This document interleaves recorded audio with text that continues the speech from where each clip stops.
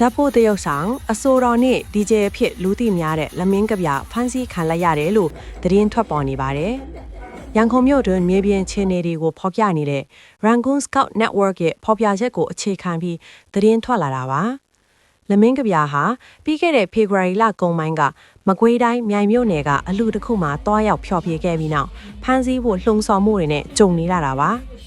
အဲ့ဒီပွဲမှာလမင်းကဗျာဖျော်ဖြေနေချိန် PDF ရဲဘော်တဦးလုံခြုံရေးယူပေးထားတဲ့မြင်ကွင်းကလူပြောများပါတယ်။လမင်းကဗျာဖျော်ဖြေခဲ့တဲ့ရွာကဝယ်တောင်မြောက်ရွာပါ။မြိုင်မြို့ရဲ့အနောက်မြောက်ဖက်စစ်ကိုင်းတိုင်းနဲ့မကွေးတိုင်းအဆက်နားမှာရှိပါတယ်။ဒီဒေသဟာ2021ခုနှစ်နောက်ပိုင်းလက်နက်ကင်ပဋိပက္ခတွေမြင့်တက်ပြီးတော်လန်ကြီးအားကောင်းတဲ့ဒေသအထိသိကြပါတယ်။